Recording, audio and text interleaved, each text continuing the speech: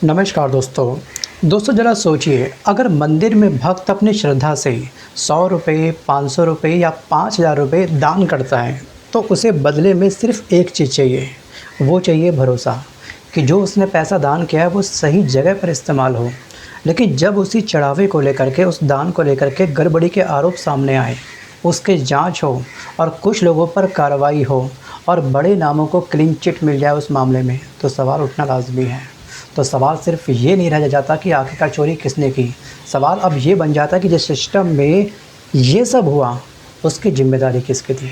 जी हाँ, इस समय जवाबदेही को लेकर के हर राज्य के अंदर, मैक्सिमम राज्य के अंदर एक बहुत बड़ा क्वेश्चन मार्क रेज़ हो रहा है। और यही सवाल सिर्फ अयोध्या तक सीमित नहीं है, ध्यान रखिएगा। बिहार में छात्रों के प्रदर्शन के दौरान पुलिस की AK-47 से फायरिंग का मामला सामने आता है, उसकी जिम्मेदारी किसकी थी। मध्य प्रदेश में छात्रावास की व्यवस्था पर सवाल उठते हैं। स्कूल की बुरी हालत है, मिड डे मील में केवल आलू पानी का झोल बच्चों को मिल रहा है, तो आखिरकार इस गलती की जिम्मेदारी कौन लेगा। वहीं दूसरी तरफ E20 पेट्रोल को लेकर के करोड़ों वाहन मालिकों की चिंता सामने आती है, उस गलती की जिम्मेदारी कौन लेगा जिसकी नई गाड़ियों के इंजन खुल गए। और दूसरी तरफ हॉर्मुज़ जैसे संवेदनशील इलाके में भारतीय नाविकों की सुरक्षा का सवाल अब खड़ा हो चुका है। ये अलग अलग घटनाएं हैं, लेकिन सवाल एक ही है, आखिर आम आदमी की सुरक्षा, सुविधा और पैसे की जिम्मेदारी कौन लेगा। दोस्तों, आज के इस वीडियो में हम इन्हीं सवालों को एक एक करके समझने का प्रयास करेंगे, क्योंकि यहाँ पर ना असली जिम्मेदारी तय करना बहुत ज़रूरी है। क्योंकि असली मुद्दा किसी एक नेता या फिर पार्टी का नहीं है, असली मुद्दा है एक्चुअली जवाबदेही का। तो चलिए बात करते हैं सबसे पहले मुद्दे की, बात करते हैं अयोध्या और चंपत राय के बारे में। अब राम मंदिर में दान और चढ़ावे से जुड़े कथित गबन की जांच में कई लोगों की गिरफ्तारी हुई, लेकिन गिरफ्तारी हुई नीचे तबके के लोगों की। दोस्तों, जून में चंपत राय जो एक बड़े पद पर बैठे थे, राम मंदिर ट्रस्ट के एक बहुत बड़े ओहदे पर बैठे थे, और अनिल मिश्रा ने अपने पद से तुरंत इस्तीफ़ा दे दिया था। और बाद में SIT की रिपोर्ट में दोनों के खिलाफ चोरी में सीधी भूमिका का सबूत नहीं मिलने की बात सामने आई। दोस्तों, अब यहीं से असली बहस स्टार्ट होती है। अगर चोरी हुई, अगर सिस्टम में गंभीर कमियां थी, अगर दान की निगरानी में लापरवाही हुई, तो सवाल ये होना चाहिए कि इस पूरी व्यवस्था की जिम्मेदारी किसकी थी, ये दायित्व किसका था। और किसी व्यक्ति को दोषी घोषित करना हमारा काम नहीं है। जांच एजेंसी का निष्कर्ष अपनी जगह है, लेकिन जनता का सवाल बिल्कुल जायज़ है कि पैसा नीचे से ऊपर जाता है तो जिम्मेदारी भी नीचे से ऊपर तक होनी चाहिए। और यही लोकतंत्र की असली कसौटी होती है। लेकिन बस केवल काम कर दिया नीचे तबके पर, नीचे के छोटे मोटे कर्मचारी को जॉब से निकाल दिया, बस मिल गया इंसाफ। लेकिन दोस्तों, कुछ नेता यहाँ पे ये भी कहते हैं कि हिंदुओं का पैसा था, हिंदू ने चोरी किया, तो आपको क्यों मिर्ची लग रही है। जी हाँ, ये है वो पर्सनैलिटी। क्या आप इसके कथन से बिल्कुल सहमत हैं? अगर इसके कथन से सहमत नहीं है तो वीडियो को पॉज करके आप मुझे नो में कमेंट पक्का लिखिएगा। दोस्तों, चोरी का पैसा छोटा हो या बड़ा, सवाल रकम का नहीं बल्कि जवाबदेही का होता है। यह सबसे बड़ा सत्य है। चलिए अब चलते हैं थोड़ा बिहार की तरफ। तो गाइस, बिहार में छात्रों का प्रदर्शन और छात्रों के प्रदर्शन के दौरान पुलिस फायरिंग का मामला सुप्रीम कोर्ट तक पहुंच चुका है। और बिहार सरकार ने कोर्ट में ये कहा है कि पुलिसकर्मी ने भीड़ में घिरने के बाद AK-47 से 4 राउंड फायरिंग की थी, और सरकार के मुताबिक उन गोलियों से प्रदर्शनकारी घायल नहीं हुए हैं। अब रिपोर्ट के मुताबिक इस मामले में स्टूडेंट को लेकर के 69 FIR हुई है स्टूडेंट के ऊपर, और करीब 500 गिरफ्तारियों की बात सामने आई है। और यहाँ सवाल बहुत ही सीधा है, अगर छात्र अपनी मांग को लेकर के सड़क पर आए हैं तो सरकार को उनसे बातचीत करनी चाहिए, ना कि अपनी सेना को इनके ऊपर AK-47 तनवा देनी चाहिए सेना के माध्यम से। सो गाइस, 20 जुलाई को दिल्ली के जंतर मंतर के पास क्या हुआ, आपको वो घटना आपको अच्छे से याद होगी। सोचिए, पैलेट गन का इस्तेमाल हुआ, किस तरह से बच्चियों को साथ में पुलिस वालों ने अभद्र व्यवहार किया था। और दोस्तों, कहते हैं कि जो देश का युवा होता है वो उस देश का भविष्य होता है, क्योंकि यही आज का जो छात्र है, जो आज का युवा है, वो कल का अधिकारी बनेगा, डॉक्टर बनेगा, शिक्षक बनेगा, उस देश का पत्रकार बनेगा, उस देश का नेता बनेगा। इसलिए आज की इस युवा की आवाज़ को समस्या मानने के बजाय समस्या का समाधान ढूंढना काफ़ी ज़रूरी है। इन छात्रों की डिमांड क्या है कि एग्ज़ाम फेयर तरीके से हो जाए, वक्त पर हो जाए, बार बार पेपर लीक ना हो। इससे एक छात्रों के ऊपर एक बर्डन आता है, एक डिप्रेशन बनता है। नीट का जो पेपर लीक हुआ था उसको लेकर के बहुत सारे बच्चों ने अपने प्राणों का त्याग किया, और ये केवल एक घटना नहीं है, हर साल सौ छात्र डिप्रेशन में आकर अपने प्राणों का त्याग कर देते हैं। लेकिन यहाँ पर किसी भी राज्य में जाओ, कहीं पर भी जाओ, हर पेपर लीक हो रहा है। सोचिए, क्या इनकी मांग गलत थी? Think about it. आपको क्या लगता है? चलिए अब चलते हैं मध्य प्रदेश के धार वाले इलाके में। जी हाँ, धार वाले इलाके में। सो गाइस, यहाँ से एक रिपोर्ट सामने आई है और रिपोर्ट्स में एक छात्रावास में क्षमता से ज़्यादा छात्राओं के रहने और भोजन की गुणवत्ता को लेकर के शिकायतों का जिक्र किया गया है। अब मान लीजिएगा किसी हॉस्टल की क्षमता 50 बच्चों की है और वहाँ उससे कई गुना ज़्यादा छात्राएँ रह रही हैं। तो सवाल सिर्फ कमरे का नहीं, सवाल है कि आखिरकार अगर आपने कैपेसिटी से ज़्यादा लोगों को एक हॉस्टल के अंदर रखा हुआ है तो उन सबके पीने के पानी का इंतजाम हो पाएगा? उन सबको खाना कौन देगा? सुरक्षा उनकी कौन देखेगा? और स्वास्थ्य का ध्यान कौन रखेगा? और सबसे बड़ा सवाल यह है कि इंस्पेक्शन के समय सब ठीक होता है, सब चंगा से, बाकी समय लगातार वही खस्ता हालत दर्ज होती है। कभी पीने का पानी नहीं मिल रहा, कभी नहाने का पानी नहीं मिल रहा, कभी खाने की ढंग की क्वालिटी नहीं मिल रही है, कभी सिक्योरिटी को लेकर के इशू उठ रहा है। दोस्तों, यही सेम सिनारियो सरकारी स्कूलों के ऊपर भी अप्लाई होता है। यह सरकारी स्कूल की हालत दिन प्रतिदिन खस्ता पे खस्ता होती जा रही है इस अमृतकाल के दौर में, इस विश्वगुरु देश के अंदर। सो गाइस, बच्चों के लिए बजट बनता है, योजनाएं बनती है, घोषणाएं होती है, लेकिन अगर ज़मीन पर सुविधा नहीं पहुंची तो कागज़ की योजना बच्चों का भविष्य नहीं बदल सकती हैं। जी हाँ, ज़मीनी स्तर पर आपको उतरना होगा, काम करना होगा।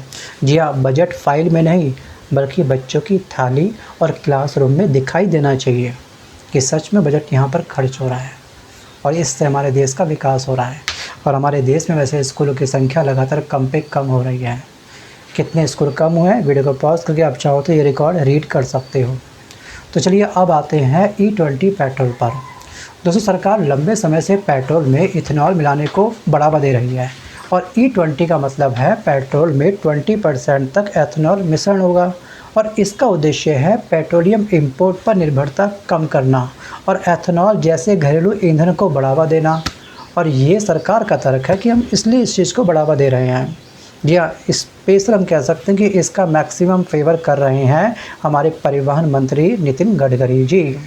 जी हाँ, नितिन गडकरी, जबकि पेट्रोलियम मंत्री कोई और है और उन्होंने कोई खास टीका टिप्पणी नहीं करी है, लेकिन जोर शोर में इसको प्रोटेक्ट कर रहे हैं एथेनॉल 20 पेट्रोल को नितिन गडकरी जी। दोस्तों, सरकार की नीति का उद्देश्य अपने पॉइंट ऑफ व्यू से अच्छा हो सकता है, लेकिन नीति बनाते समय आम आदमी की गाड़ी और उसकी जेब दोनों को ध्यान में रखना ज़रूरी है। जी हाँ, आप बोल रहे हो कि ये ट्रायल था और इस ट्रायल को आपने सबके ऊपर अप्लाई कर दिया और इसी बात को लेकर के कोर्ट ने एक बहुत बड़ी फटकार लगाई थी सरकार को कि आप ट्रायल बोल रहे हो और ट्रायल आपने सबके ऊपर अप्लाई कर दिया और जिसकी वजह से क्या हुआ कि मैक्सिमम जनता की जो नई गाड़ी थी, नई गाड़ियों के इंजन खुल गए और इस बात को लेकर के एक बहुत बड़ी जनता सड़कों पर उतर आई है। एथेनॉल 20 के जो ये पेट्रोल है इसको मैक्सिमम जनता सपोर्ट नहीं कर रही है, बहुत बड़ी बड़ी शिकायतें दर्ज हो रही हैं और जो विपक्ष लगातार एथेनॉल 20 पेट्रोल के खिलाफ़ है। और विपक्ष का ठीक है काम है, ठीक है, वर्तमान की सरकार की टांग खिंचाई करना, उसके ऊपर ठीक है सवाल खड़े करना, लेकिन हर सवाल विपक्ष का गलत भी नहीं होता है।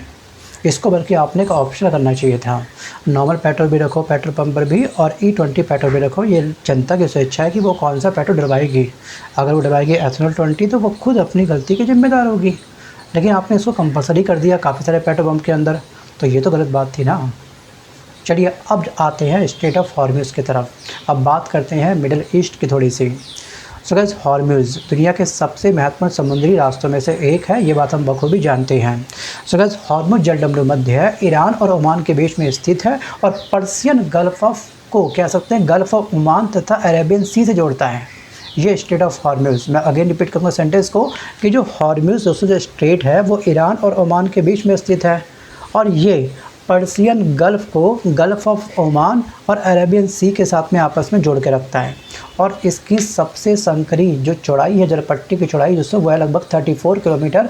लेकिन इसी छोटे से समुद्री रास्ते से दुनिया में के ऊर्जा कारोबार का एक बहुत बड़ा हिस्सा गुजरता है। 2025 में लास्ट ईयर औसतन करीब 2 करोड़ बैरल कच्चा तेल और पेट्रोलियम उत्पाद पर डे इस रास्ते से गुजरे हैं, जो दुनिया के समुद्री तेल व्यापार का लगभग 25% के आसपास है। और दोस्तों इतना ही नहीं, 2025 में दुनिया के कुल LNG व्यापार का लगभग 20% भी हॉर्मज़ से होकर गुजरा है।